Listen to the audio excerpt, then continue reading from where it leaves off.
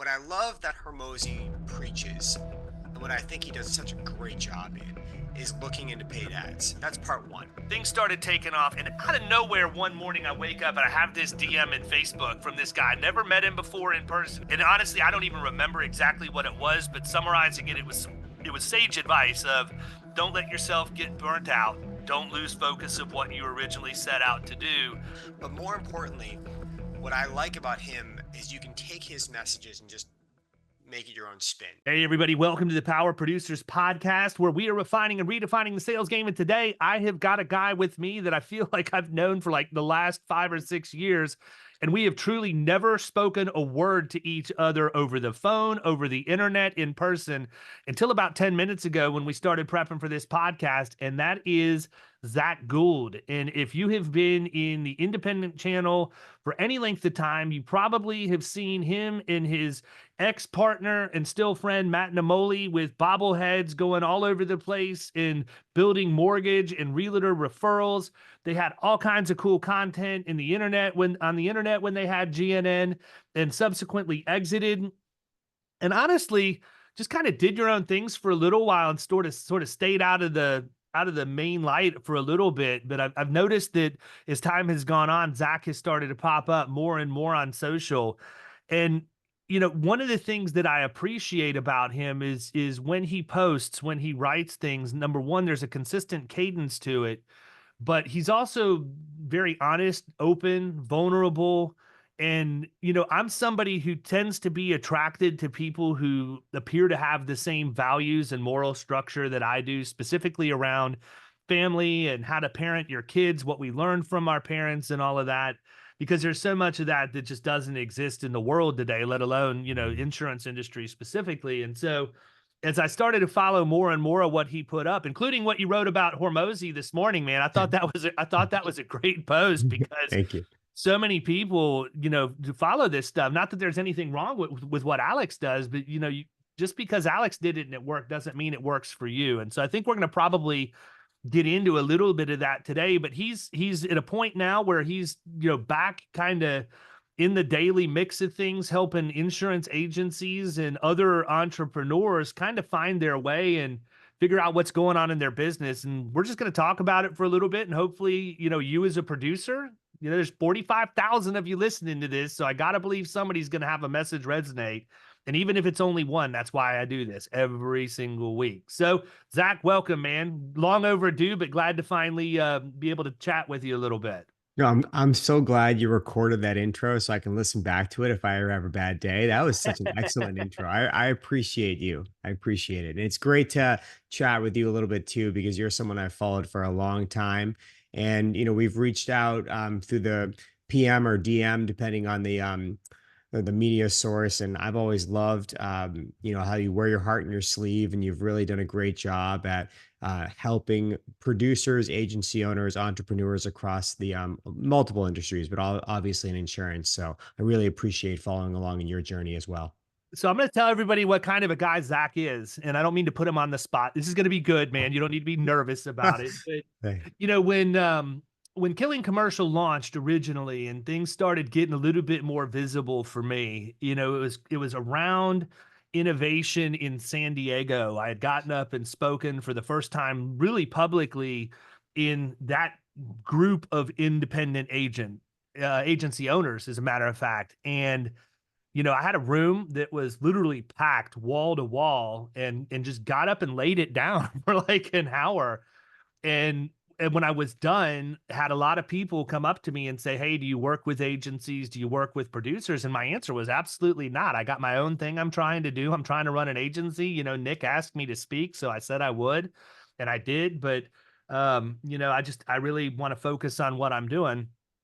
And I got on a plane and I flew back to Tampa from San Diego, which was a 4.5 or 5 hour flight. And unfortunately, or fortunately, as the case may be, my entrepreneurial mind started working. And I'm like, wait a minute, there's like 50 people that came up and asked me, there might be something to this. And the reality is my own agency scaling, I got to get digital with some of my training and all of that so that I cannot have to be physically in a place at any given, multiple places at any one time. I put everything together. Things started taking off. And out of nowhere, one morning I wake up and I have this DM in Facebook from this guy. Never met him before in person. He's like, hey, man, I'm just going to tell you, be careful. Be careful what happens, because I see that you're catching some momentum, and, I'm going to tell you. And honestly, I don't even remember exactly what it was, but summarizing it, it was sage advice of, don't let yourself get burnt out. Don't lose focus of what you originally set out to do. And I mean, that was 5 years ago, 4 or 5 years ago, man. And I still remember it. Literally did nothing to prepare for this conversation today. So that struck me, because to me, I think that one of the things that's cool about the insurance industry specifically, in that segment of the independent agency that we operate in now and you operated in, was that there is a genuine concern among people for other people if you see something coming. The problem is, I think that a lot of people don't have the guts or the balls or whatever you want to call it to reach out and say that. Because I could have come back to you and say, screw you, man, mind your own business. I know what I'm doing. You don't know who I am. You don't know how I'm wired, but I didn't do that. I remember you telling me that, and I'm like, I appreciate it, man. I appreciate the advice. I think I'll be okay, but I certainly will keep in mind everything you said, because I respect what you and Matt had built at that point, and it only continued to grow from there. So that's it. I just want you guys to understand, this is a guy who reached out to a complete stranger because he saw me having the ability to possibly fall into a pitfall and cared enough to just even send the message. And he didn't have to do that. And so I appreciate that all these years later, man. Well, I appreciate bringing that up. And I'll warn me about Namoli too, by the way. I mean, I would have appreciated you telling me what I was dealing with him, but I like people to find out about him themselves. But I love that guy. So for me, I can tie that back into Hormozy in my own way. So what I love that Hormozy preaches, and what I think he does such a great job in, is looking into paid ads. That's part one. Okay. I think that's a really interesting segment. You should look into that yourself. But more importantly, what I like about him is you can take his messages and just make it your own spin. So for me personally, I love personal reach outs. I do it via handwritten note. You can do it via email. You can do it via call, PM, whatever you want to do. But I like getting into the personal reach outs and trying my best to add anything of value, not just, hey, David, how's your family? That's like low hanging fruit. You can read about it somewhere. I've posted somewhere about it, but honestly, I'm kind of too busy to reply to that. But I like reaching out with just like, almost like a message of like, you don't really have to reply to this, but here's what I'm seeing you're doing. I love it. Keep it up, whatever, keep going. I try to do 2 to 5 of those a day, to be frank. And it doesn't always have to be any kind of return. I think actually most of the time, not really looking for a return. I'm just kind of reaching out and just saying, I see you, and I really appreciate what you're doing. And that practice has led me into some rooms that I can't even imagine. Like this room, just as an example. Like when I reached out to you, you didn't have a podcast. I had no idea we would be talking about this kind of stuff. And here we are. And I find it fascinating that you can get into rooms just by being an authentic human being, as opposed to just trying to be like the best at what you do all the time. Sometimes you can just be human. 100%, man. And, I noticed that too. Like, not that I'm a stalker, but, when you do interact with people and you have common interests, the algorithms on social tend to populate your feed with things. And I mean, I can tell, I can validate what you just said based on the fact that I see you comment on people's LinkedIn posts almost on a daily basis, that it looks to me like you really don't even know this person that well, but you're paying attention. And the thought that goes into the comment, which tells me this guy took time to process something, and now he's going to, give his 2 cents on it. I think it's really interesting. And not everything that you say like is agreeing with what that person posts or whatever else. No. It could be a different perspective or whatever. But to your point, I'm very much the same way. Like, to me, one of the reasons our podcast has grown is because of what you just said, right? So again, I'm a marketer by heart. I'm not the best, but I do have some good ideas. I tend to act on them. You guys did the bobblehead thing, 100% on point. For me, when we launched the podcast, I'm like, you know, what would be really cool. Every podcast out there has just the same thumbnail for every episode. I'm going to turn everybody into a caricature when we put them on. I love that you did And that. then, Yeah. and then we're going to send them a box that's going to have a t-shirt with their thumbnail, a coffee mug, and a tumbler so that they can, you know, drink from it, wear it, whatever else. But ultimately, when they get it, it's going to be so cool that they're going to open it up, take pictures of it, post it on social, tag us, and we should see growth as a result of that. And I usually write the same thing with a twist, you know, to personalize it. But the one thing I want everybody to know when they've been a guest on the podcast is you're the only person in the world who has these 3 items. I don't have Mm, them. Nobody else has them. These were made specifically for you, and nobody else will ever have them. And that's how important you are to us to come on and share your story. So you'll get that. But I mean, that level of personalization is huge. I think it's a huge impact in a world where people, you know, can typically automate responses or solicitations or whatever else. And I really have an appreciation for the people who take it to a completely different level. And, you know, I will tell you, a lot of people might be surprised by this. I don't know why they would if you know the guy, but Bradley Flowers is another one that is yes. probably one of the most thoughtful people that you'll ever meet. And I mean, I don't get into a lot of business stuff, you know, that I do in terms of investments and things like that. But Bradley and I were partners in in Indium, and Indium sold, and we exited Mhm. last December. And so I don't even remember where I was. I think I was on my fishing trip with my son down in Panama about a month ago. And my wife said, "Hey, you got this package and it's from California somewhere." And I'm like, I wasn't expecting anything from California, but I'm sure you guys used to get stuff in the mail from people all the time. Very thoughtful people send you things because you said something on a podcast or whatever, and they want to do something nice for you. And I get home and I'm all excited because I'm trying to figure out what this mystery package is. And I open it up and it's an acrylic cube with a slice of indium in the cube with the periodic table thing on there, whatever it is. I didn't forget periodic the symbol that was on there, and a handwritten note from Bradley saying, "Hey Wow. man, I just wanted to send you something really cool to commemorate our first exit of many together." Da da da da da. And I'm like, golly, man, this dude just beat me at my own game. Now, there's also a diabolical side of that because I have a special needs son who loves first responders. And, you know, if you've been following me long enough, you know that like a few years ago, we woke up one morning and there's like $5,000 worth of stuff in our Amazon cart. And he was buying electric police cars and motorcycles and uniforms. He was outfitting an entire police department for our street because we live on a 1 street neighborhood. And Bradley thought that was the funniest thing ever. So he sent me a megaphone with police sirens and so that Ethan could ride around and accost people in the neighborhood screaming. And he thought it was the funniest thing ever. And I was like, dude, you are playing checkers with somebody who plays chess, man. You do not realize what you're doing. So when I found out that Laurel was pregnant with Luke, I told my wife, I'm like, it's time for us to get Bradley back. So when Luke was born, my baby gift to them was a drum set. So now Bradley every now and again will send me videos, and Luke is just banging the crap out of these drums in the Uh, house. And I'm like, "Are you ready to put the white flag up?" So I'm still yeah. waiting because at some point it's going to come back to me, I'm sure.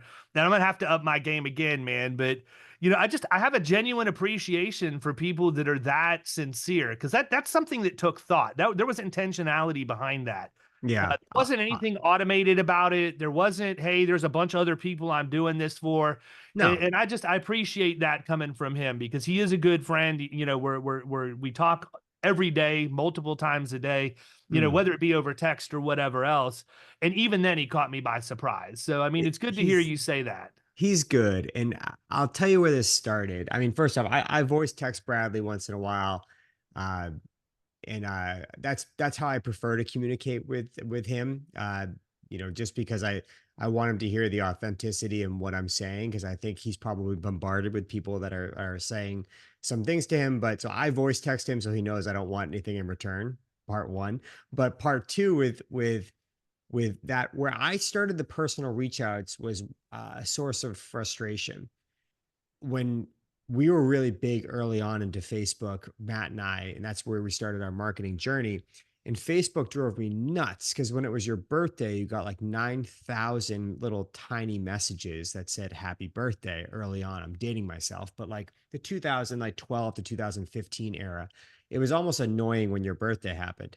So what I used to do was I used to use their filters and I used to put a literal like fake cat on top of my head or some kind of fruit or circus thing on there. And I would send a personalized video message to someone's birthday.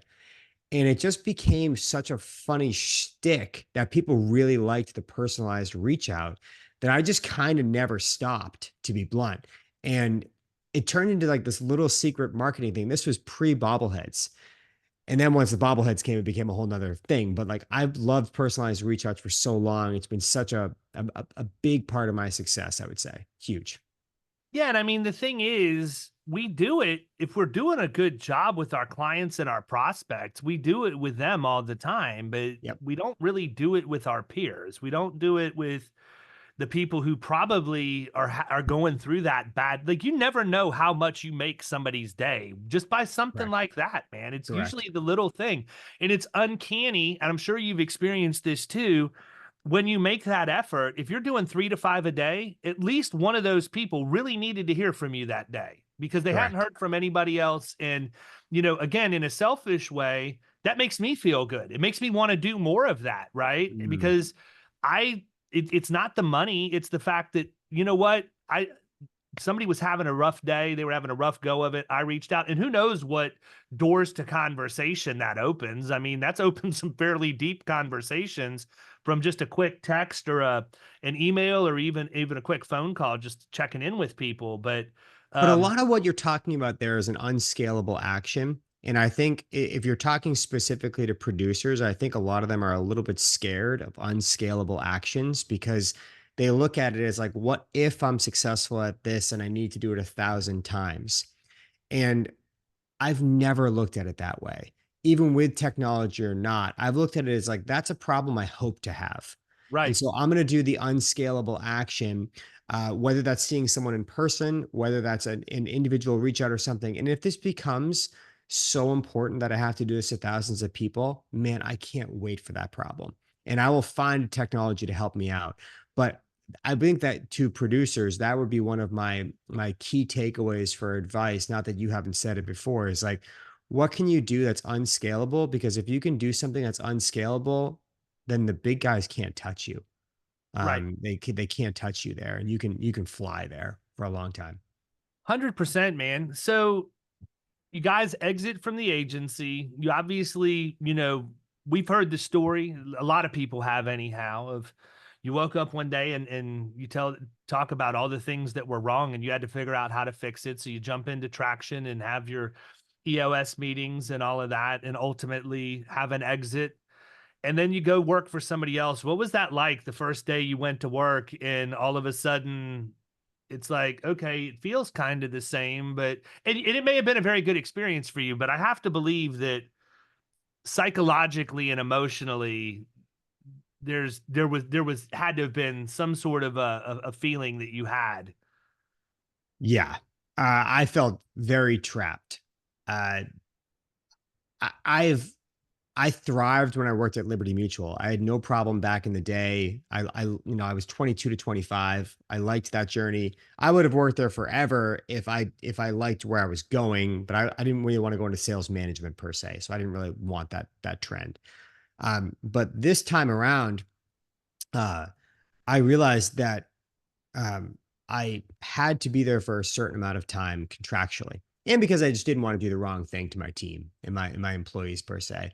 Um, but there were some things that went down that I didn't really agree with. I didn't like the path that they were going down, and I know that what they're trying to do is for profitability and for the best outcome of their shareholders and stakeholders. So they're not bad people. They're actually fine people. It's just a very different system. And it's a system I don't really belong in, to be blunt. My dad was an entrepreneur. His dad was an entrepreneur. And that doesn't necessarily mean I need to be one, but my entire life, I've kind of watched people own their time. And very quickly, I realized I did not own my time. And I sat there for the time I needed to sit there, but the first opportunity I could get out, I did. And I have no regrets for the time I was there. And I'm really glad to be doing something different. But when the positive of working for a really big organization is it reminds you that there's so much opportunity. There's so much that they do wrong at big places. It doesn't surprise me that a little tiny toy store in your town can thrive when there's Target nearby. It doesn't surprise me that a little bookstore can open up next to Barnes and Noble or something and thrive. Like, because when you look at insurance too, I mean, these big companies like Hub, Hill, Acrisure, you name it. I mean, they are huge. So they have bigger problems than you. There's so much opportunity. So when I left, I was excited to find that opportunity again, to be blunt. Yeah, and I think the thing is, man, that when you take that community agency that everybody knows and is used to doing business with, and you roll it up into something bigger, and they apply that model to it, that opens up the opportunity for the other agencies in the community for people to want to go back and try and experience what they had always experienced before. And I mean, that's one of the reasons why, for me, look, nobody's come in and laid millions of dollars down on the table for me yet. Like I don't even take the calls because I don't want to be tempted. I'm not there. Like I've Mhm. got I've got 4 kids. I want to be able to be in a position where if I exit, then they're taken care of, or if I don't, they can perpetuate and there's a mechanism built in for that. Sure. And right now that's where I'm at. Like I'm of the mindset where I don't I have a really hard time, and I'm sure you guys struggled with this too. I would have a really hard time selling the agency right now and leaving everybody that helped me build it to where it is. And hey, by the way, here's the new people that are going to be cutting your check every week, and all of that. I think I would have a really difficult time with that. But it's just I think you're right. There's a lot of opportunity that's out there. And that's one of the reasons why I've kind of held back, to be completely honest, because Yeah. so many people around me are getting gobbled up. It actually makes our job of production a whole lot easier. I see both sides. I agree with it. I think your take is correct. The One of the reasons for me personally, and I think first off, anybody who says business is not personal, like hasn't run a business. Business is personal. And I looked at my where I was going, and to give you some perspective to your listeners here, uh, in 2018, 2019, my father was in the last stage of his life, and I had to sell his financial planning practice with him. And he sold his financial practice for like four or $500,000. I forget what it was. But anybody who's had a loved one go through cancer knows that that money is gone. Like when you have to use it for the funds towards the end of life. End of life is crazy expensive, and we can get into the political side of that in another podcast, but it's crazy expensive. So he was crying on his deathbed because he ran a company for like 30, 40 years and he had nothing to give to his kids. Now, thankfully, my two sisters and I are okay. We don't need his money per se, but it was an emotional moment for him. Why run a business if you can't leave anything behind? Is kind of what he was feeling at the time. Now, I took that experience and kind of went to Matt, and I was like, heaven forbid, we've built this crazy machine for so long and we don't really get to enjoy some of the fruits of our labor when we have our great health. And we use that conversation in Matt's own perspective and Matt's conversation to then have those conversations with the powers that be and find a number that we felt that was right. The other thing was when we did that, we were under the assumption that some conversations we had were going to be fruitful and that we were going to be running the personal lines on the East Coast for this new company that acquired us. That didn't exactly pan out. Again, these aren't bad people. It's just plans change. And when those plans changed, that led to a very different outcome than I expected. So all of those things kind of combined, like I have no regrets, nor should I, of the outcome, but it's not an outcome that I recommend to other people. I don't When I talk to agency owners, I'm not like, man, you should get evaluated and consider what these companies will pay for you. No way. No way. Do your thing. And if it comes up, there's paths to do it. But it has to be personal. It has to fit for you. If you want to give it to your kid, nephew, uncle, sister, God bless you, do it. But it wasn't the path for me. Yeah, and I think the thing is too, you know, specific to the insurance industry, and I'm sure other family businesses follow suit. I've seen it with people who own auto shops and other stuff that you just automatically assume your kids want to follow in your footsteps. And I think one of the hardest things to do from a parental, you know, standpoint, and your kids are younger than mine. I've got a son that's going to be 22 this year, another one that's 18. Now, I'm going to say this, but I will also say they're also in the agency right now, but it's of their own volition. It's 100% their choice to do Mm, that. And the hardest thing for me to do was to step back as much as I wanted them to be able to come in and do what I do because I thought that they would be good at it. Let them figure it out for themselves. And you know how I did that? By investing in them, period. By taking mm, the trips, by going on the family vacations, by mm. coaching the little league teams. And, you know, I'll never forget when Grayson came to me originally and said, I actually had a reel show up about this last week. I had forgotten that I'd recorded it. And I'm at a point now where I have a team that'll produce all of our video and put it out for me. So I never know like how old it is or when it's coming out. It's actually pretty cool. But when he came to me, he said, Dad, I want to come work in the agency. And I said, well, tell me why. And he said, because you've always been there. He goes, you know, when we needed a coach, because the team Mm, wasn't going to exist if nobody stepped up, we were going to all have to mm, go play on a team with 14 people on the baseball roster instead of 11. You would always step up and do it. When my coach left coaching the Y basketball, he goes, we sucked. We were 0 in this season. He goes, but you showed up and you did your best every single time and you taught us what it was to be a teammate and everything else. And he said, you know, we always go on great trips as a family. We've had good vacations. We have all kinds of memories. And he goes, I want to be able to do that for my kids. And my answer was good, because if you would have said it was because of money, I would not have let you come to work in the agency. mm. That's not what it's about. And I said, now the next part of that is you need to go work at Publix for 2 years. You need to go learn how Yeah. to deal with the general public. You need to learn how to take direction from other people, because I know my own limitations and I need you to learn some of that from other people. I know my patience levels and I want this to work when you come. So goes, works at Publix for 2 years, comes back in and says, I'm ready to come on board at the agency. And I had let him, he was only working part-time. So I'd let him come in and do some video editing and that kind of stuff because he enjoyed doing it. And I said, good.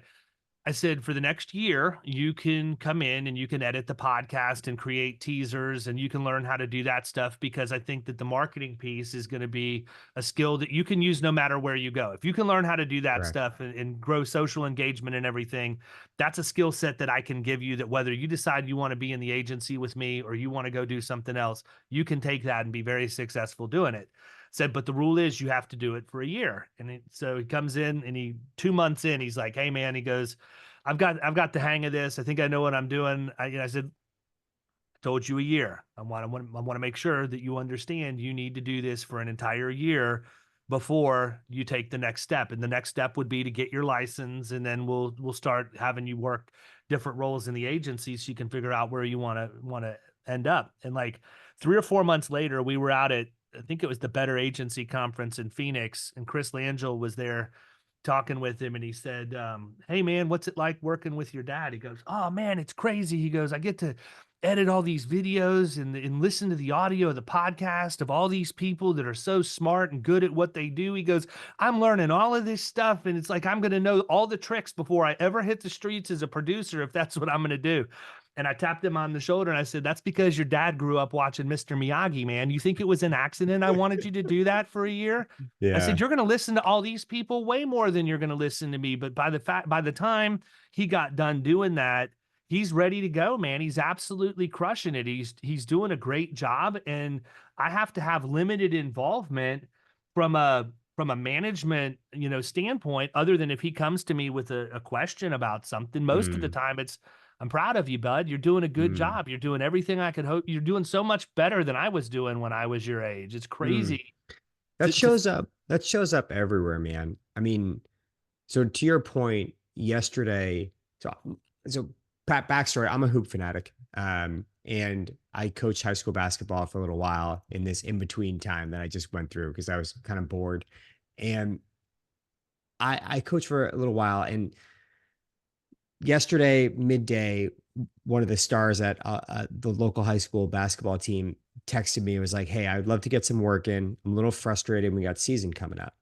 And his name's Thomas. And I was like, "Yeah, I'd love to help you." So I took Mason, and because my rule is if we're gonna train, my son's there. That's my rule because um, if I'm not benefiting financially, so I might as well benefit from being a father. So Mason comes, and around like 4:30, 5 o'clock on a Sunday, we go play with Thomas for a little while. And I'm watching this kid, and I'm like, what exactly are we working on? Like, he looks awesome.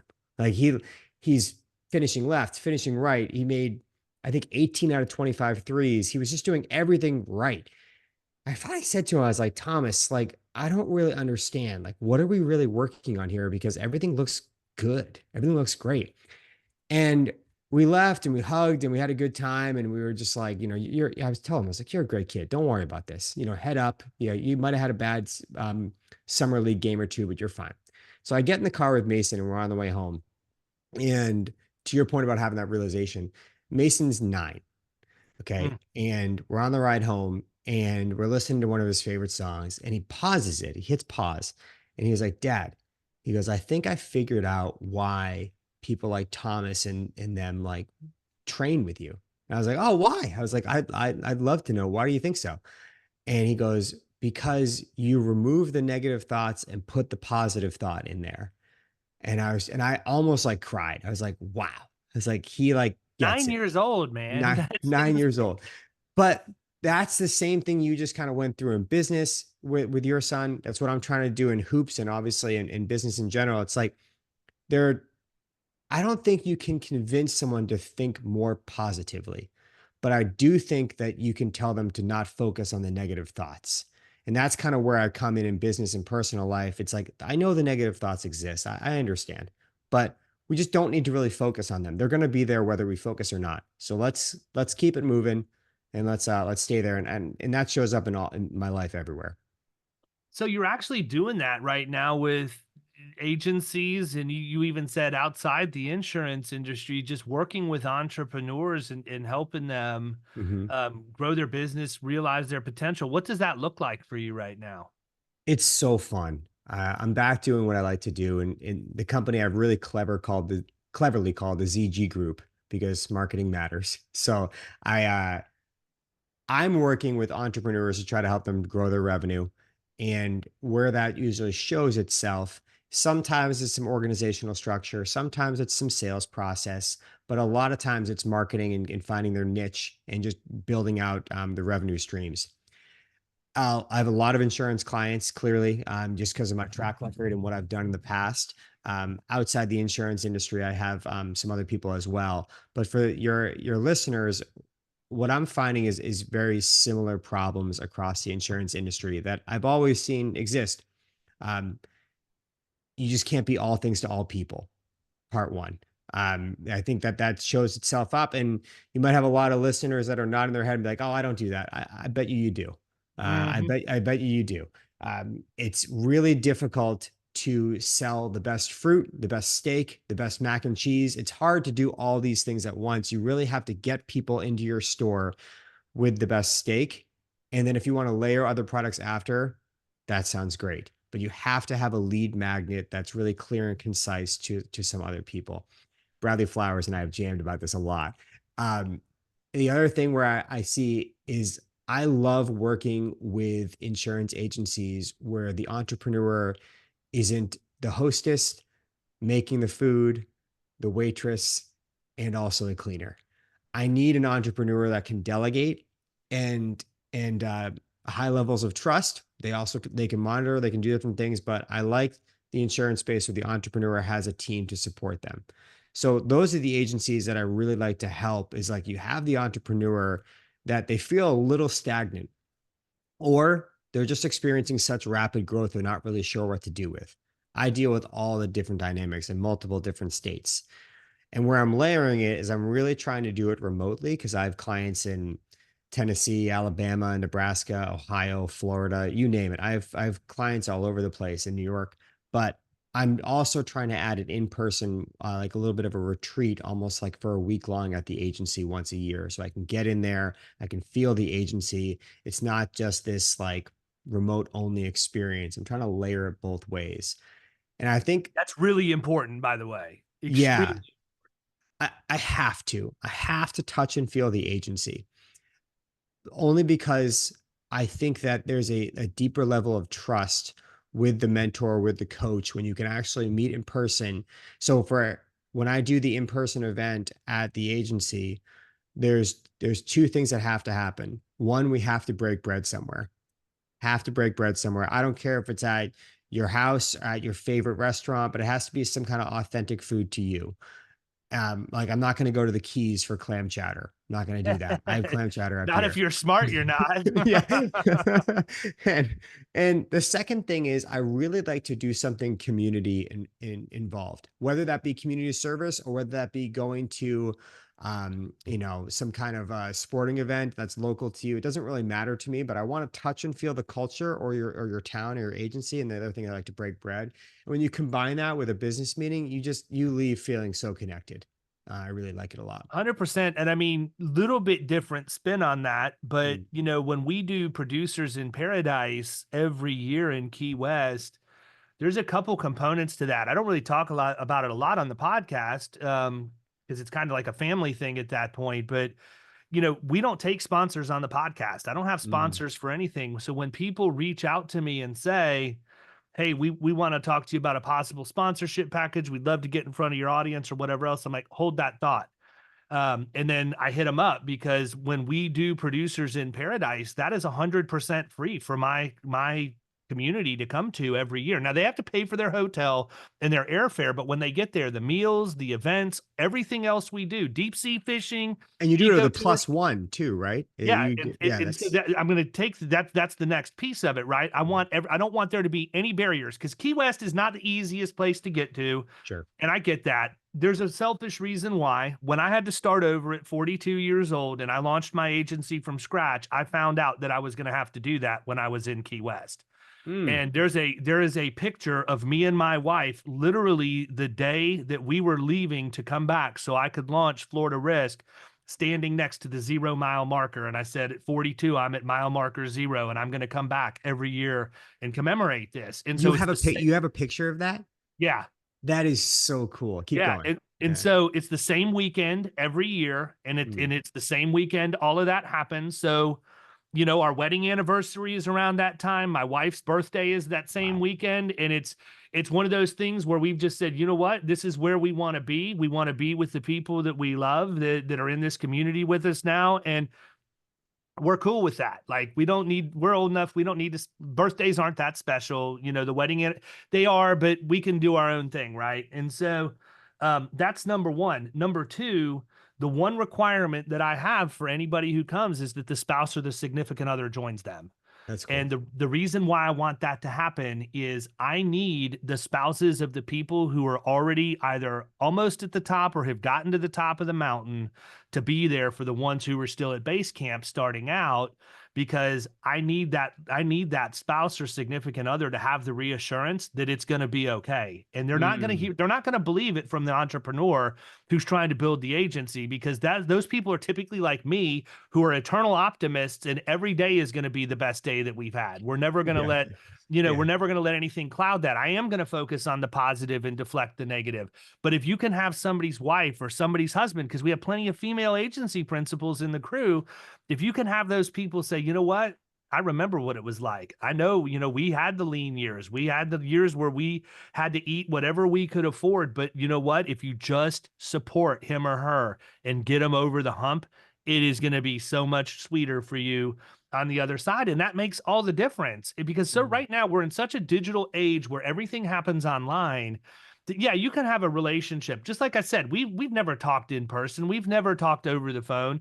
We've Mm. gone back and forth a couple times on DM, but at the end of the day, like, we feel like we know each other because that's what the internet has done, but it's still not the same as, to your point, you get a group together, you break bread, you do the fun stuff, you get after it when it's time to work and do the professional stuff, but you just go, you have fun and you build the relationships, and you cannot do the same thing that you can do in person online. And nobody Oh, will ever be no. able to convince me of that. No, and there's two things I want to say off that. Part one, like I do it like a sandwich. I do the first day, yeah, we do some stuff, but at the end, like we have to break bread. We have to have fun. So it's like a fun, really meaty day or two where we're like intense in the office, like going through the plans and what have you, and making sure we're all set. And then at the end, it's fun as well. Because I just believe that I personally, I'm at a good point, and I don't mean to sound arrogant, but I'm at a point now where I don't have to do this. I want to do this. And I really believe in the difference between success and significance. And I'm blessed in the first chapter of my life to have achieved success and it via work. And now what I'm going for is significance. And I think the difference to me, it applies what how Lou Holtz said it, is when you're successful, when you die, that dies. It's over. You can't take it with you. But when you're significant is when you make other people successful, and that lives on for generations. So I'm really trying in this go around with the ZG group to make, to help, not to make, to help other people find their version of success, because I think that's significance. But I will, one thing I wanted to riff off of that you said that really grabbed me. When Matt and I were going through a tough time, not personally, I love the guy, always have, but like professionally, we were struggling financially. I remember like I used to buy so much tuna fish. That was my thing. I had like a can of tuna fish. Like I don't even can't even count the amount of times I ate tuna fish just straight out of the can just to save money per se. My wife always had a good job, but I was always nervous about that. I still to this day, whenever I go to the grocery store, I still grab tuna fish. I just do. Just because it's almost like my disaster plan. Do you do that in any which way? Well, it's so funny, man, because like I joke about it when I get up and speak. I tell people I used to be so poor that I would eat boxed macaroni and cheese and raw man noodles. And like a treat for me was when I could get the Velveeta shells and cheese that already had the cheese sauce. But again, to your point, I was always concerned about money. And so I would not just get the Velveeta shells and cheese. I would get another box of just plain shells and add water to the Mix sauce it, to yeah. thin it out. But if I had a really good week on payday, I'd add a pound of ground beef to that. And then it's like I Mm. was living high on the hog at that point. But so to take that a step further, like I actually did a post about this maybe 2 or 3 months ago. For whatever reason, I just went to the store and I got a box of it to eat it for dinner. And I posted, and I'm like, I did this because I don't ever want to forget what this tastes like. Mm. Even if it's a food and it's going to taste consistently, when you taste that mentally, it takes you back to where you were. And it just, I don't ever want to be the person who forgets where I came from. I think so many times when you talk with people, it's about visualization and looking to the future and thinking about Mm. all the great things to come. When the reality is, we also need to have a healthy dose of reflection in our life, in my opinion. And I mean, one of Mm. the things I talked about it in one of my books. One of the things that I've always done is I've kept a 3-ring binder with every agent of record letter I've ever gotten when I got hired on an account. I still have it to this day, That's awesome. almost 20 years worth. And when I'm having a rough time, when revenue's not flowing the way that it should, or I end up not closing a deal and by the way, people, there are deals I don't close, trust me, I'll go back and I'll start thumbing through it, and I'll just remember, hey, how did I get in here? What was the thing that was the hook that got them to buy from me? Ultimately, what got the deal done? And it's no different, man. I mean, I played basketball growing up, but I really was more of a baseball player. And it's the same thing when you get into a slump. What do? You go back and you start watching tape. What did I have? Where was my release point? Was I following through on my shot? Mm. Were my hips opening the right way? Was my bat in the right place? What was my pitch selection? We do that because we have evidence of it. But if we don't have those things to commemorate the things we did well, not necessarily dwelling on bad things in the past, but the things that allowed us to win, and we go back and we remember that, a lot of times that's how you can get out of a slump in a hurry. Because there's things like when you're in the game, as long as I've been at this point, you just forget stuff that you did. Like one day it falls out and then all of a sudden it never comes back in. It's like, Why did I ever stop doing that? That was a great idea. Dude, it's called being grounded. And the health nuts of the world, and I love them because I'm a very weird eater, but the health nuts of the world, they say that one of the first things you should do is walk outside barefoot in the morning. Get a glass of water, walk outside barefoot. And it's called being grounded. It's like, your feet touch the actual ground.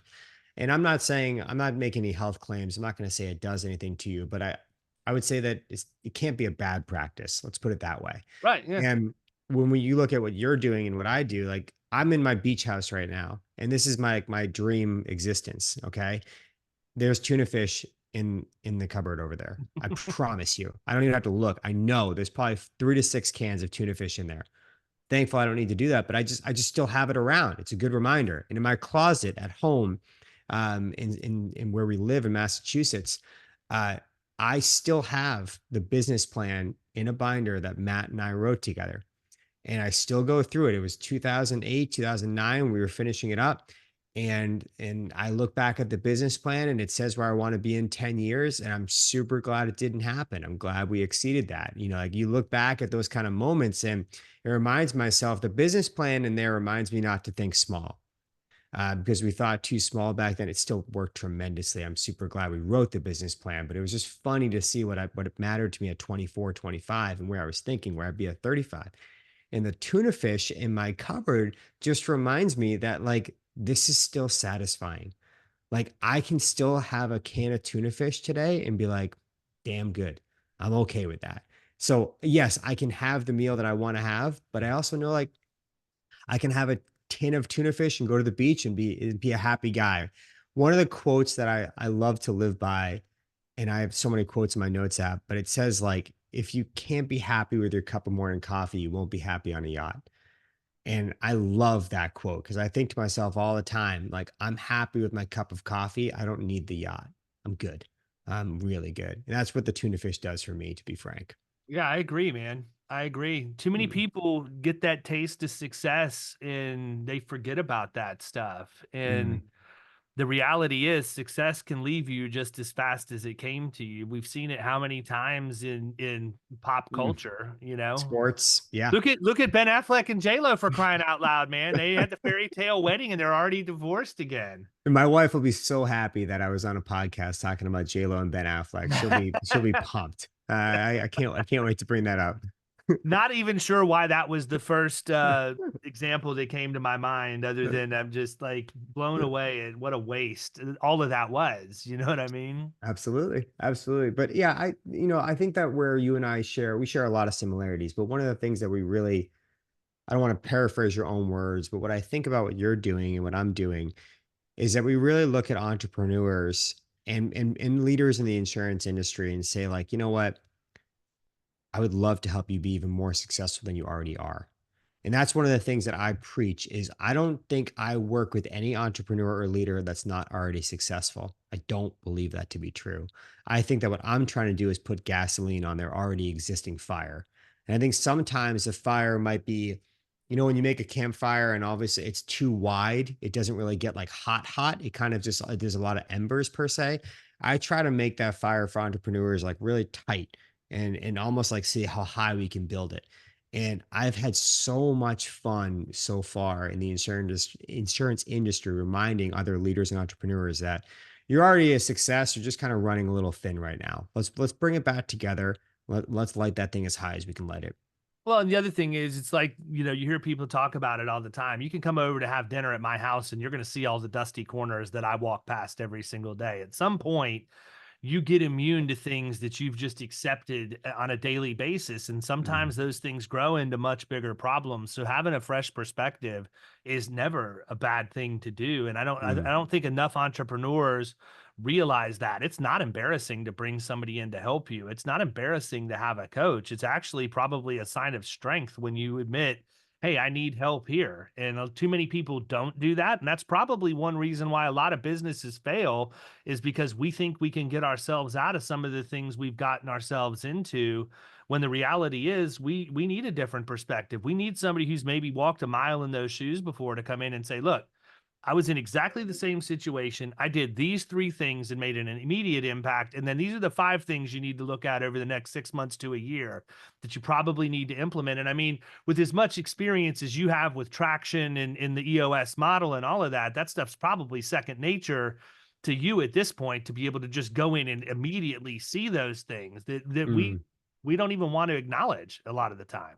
So much of it is communication. You're correct. So much of it. And I would say one thing that your producers and leaders can take away is to share their wins. And it sounds arrogant when you phrase it that way, which is why I intentionally do it to get someone's attention. But I find that the team doesn't understand where we are winning often enough. And I'll give you an example of where this showed up with Matt and I. Matt and I, we were trying to get every single mortgage lender that we could and realtor to refer to GNN. That was one of our sticks. And we were out and about all the time. We had podcasts, we had YouTube pages, we had tons of stuff going on, and it was really working.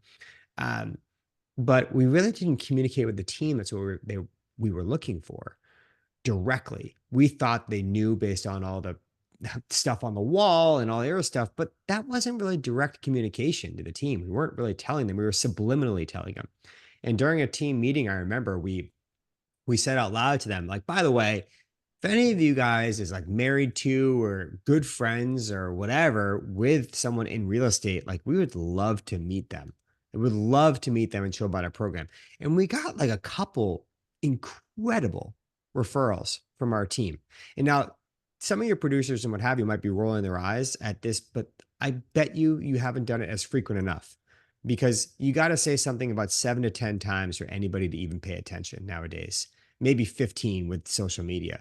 You got to tell your team where you're winning and why it matters and what's at stake. And if you tell them enough times, it's incredible how much you can double your business and triple your business just on that alone. Your team has so many resources that you don't know about. I agree. So much common sense and so much wisdom at the same time. It's crazy to think that it really can be very, very simple, but we make it so hard. So Mm, listen, man, we're wrapping up. We're coming up mm, on an hour.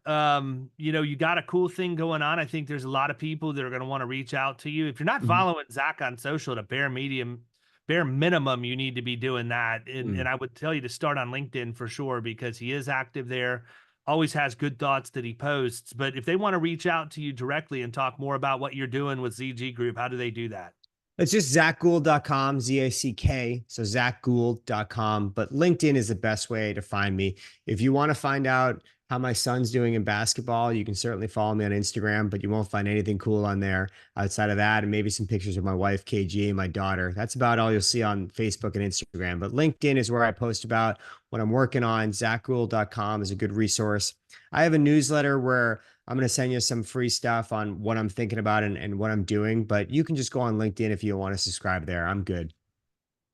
It's awesome, man. Well, listen, I did not realize you were at your vacation house. So thank you for taking time out of your time away to chat for a little bit. Certainly won't be the last time, man. I Really appreciate you. appreciate the conversation and look forward to seeing all the great things to come. I appreciate you, buddy. Yes, sir. Have a good one. You too.